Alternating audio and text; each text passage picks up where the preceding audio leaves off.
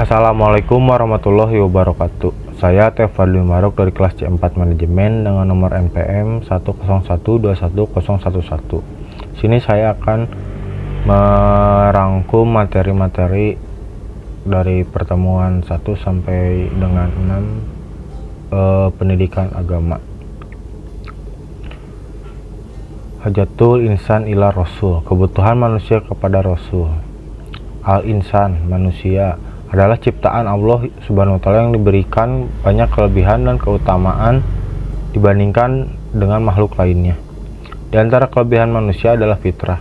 Kata al-insan disebutkan dalam Al-Qur'an sebanyak 73 kali, yang disebut dalam 43 surat. Kata al-insan dapat menunjukkan pada proses kejadian manusia, baik proses penciptaan Adam maupun proses manusia yang bertahap. Kedua, ada fitrah.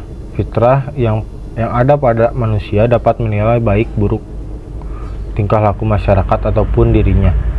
Fitrah dimiliki oleh manusia sejak ia lahir. Fitrah manusia sudah dibekali oleh Allah Subhanahu wa taala dengan nilai yang dapat menilai suatu tingkah laku. Fitrah manusia adalah keinginan manusia untuk mengabdi kepada Khalik. Wujudul Khalik adalah kewujudan pencipta merupakan sesuatu yang tidak dapat diingkari. Manusia pada dasarnya mengakui perkara ini. Selanjutnya, ibadatul khaliq, pengabdian kepada Allah adalah sebagai hasil dan akibat dari pengakuan kita kepada Allah sebagai pencipta.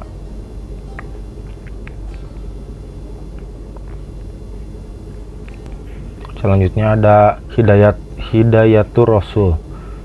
Apabila kita ingin mengasihi Allah, maka kita perlu petunjuk Rasul.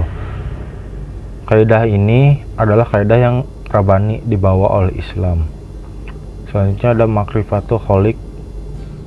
Petunjuk Rasul digunakan untuk mengenal Allah. Minhajul hayah, Rasul sebagai Untuk materi selanjutnya ada ta'rifu Rasul, pengertian Rasul. Pengertian Rasul, dari segi bahasa, Rasul berasal dari kata rasala, yang berarti mengutus. Ada dua kata kunci mengenal Rasul. Amiru risala, membawa dan menyampaikan risalah. Yang kedua ada qudwatu fi tatbikir risala, menjadi contoh bagi umat manusia dalam melaksanakan ajaran yang dibawanya. Fungsi Rasul, yang pertama, memberitakan kabar baik kepada manusia terkait wahyu yang telah diberikan oleh Allah. Yang kedua, sebagai suri teladan yang harus diteladani umatnya. Ada 4 sifat-sifat Rasul. Yang pertama ada as-sidik, benar atau jujur. Amanah, dapat dipercaya. Tabligh, menyampaikan. Fatonah, cerdas.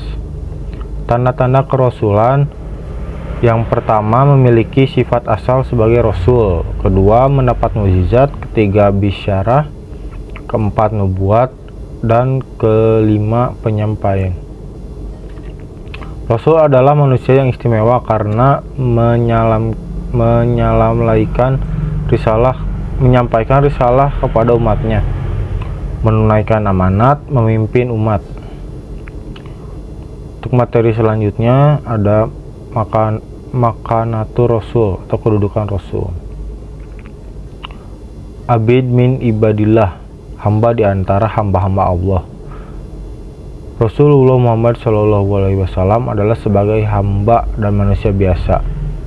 Rasul melaksanakan keperluan sebagaimana manusia lainnya melaksanakan keperluannya. Insan atau manusia. Rasul sebagai manusia digambarkan makan, ke pasar, dan sebagainya. Perilaku ini menggambarkan suatu aktivitas sehari-hari manusia. Apabila Rasul sebagai manusia, maka dakwah mudah dilaksanakan dan mudah diterima. Tidak ada alasan bagi manusia untuk menolaknya. Selanjutnya, nasab atau keturunan. Rasul berasal dari kaum Quraisy.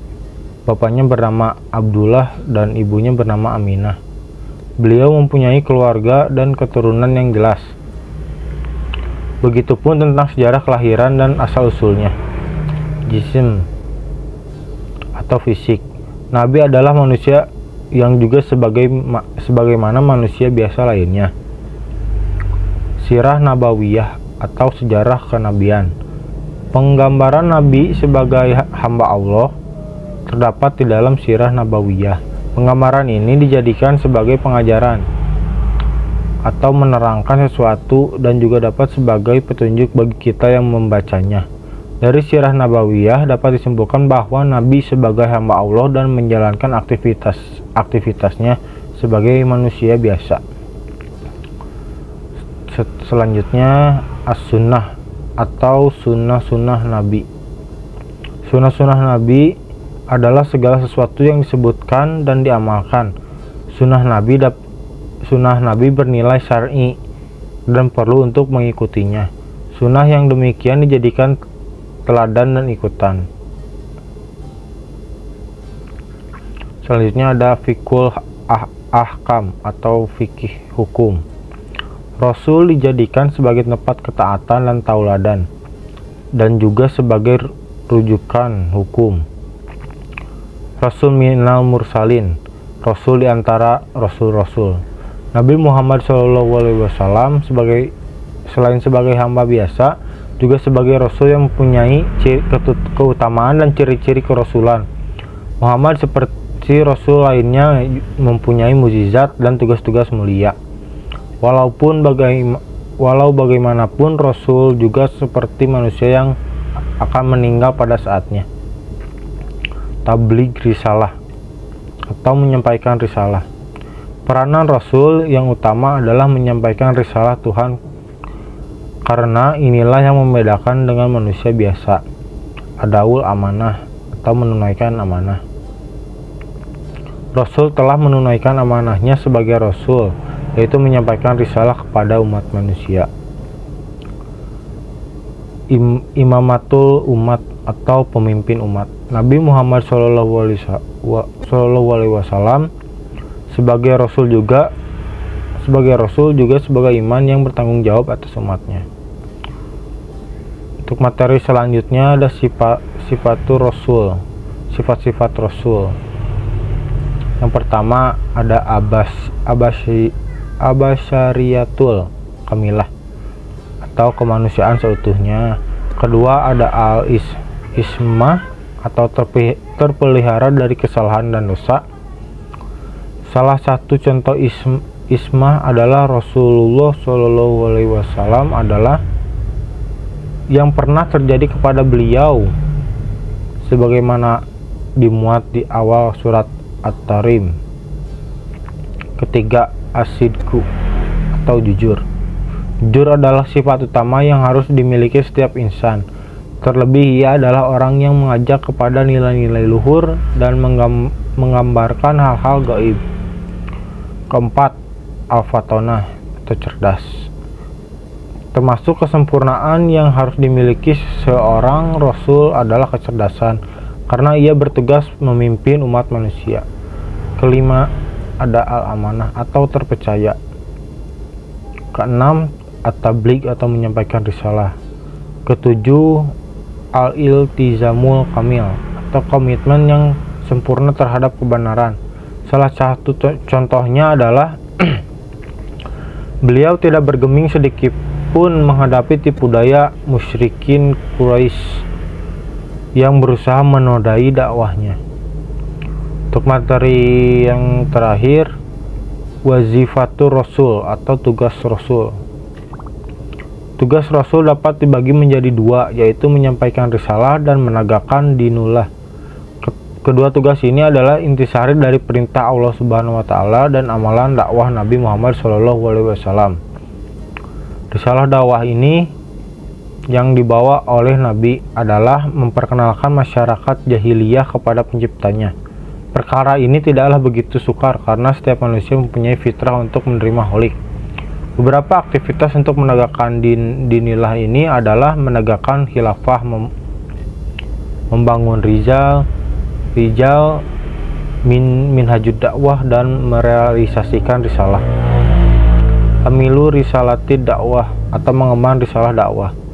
Rasulullah Shallallahu Alaihi Wasallam melakukan aktivitas dakwah agar umat manusia